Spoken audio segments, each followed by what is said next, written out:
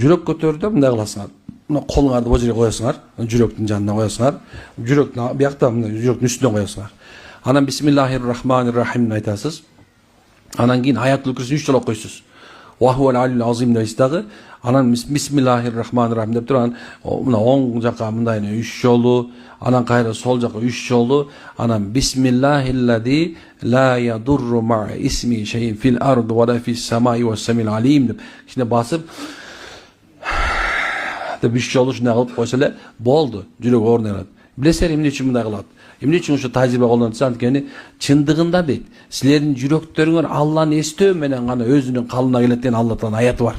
Бул аятта эмнекен ошол аятты мындай ошо Алланы эстөөнү коюш керек экен. Чотасты Алла Тааланын немеси зикир сыяктуу болуп тургандан кийин ушундай кылса, амал кылса, иншалла жүрөк көтөрүлгөн болсо. Анан барып алам боякчаңа сүйөңөрдү сындыртып көтөрүп анан кийин бояңа бир нерсе байлап алып, 2 оттогу бир этирбей эле кол.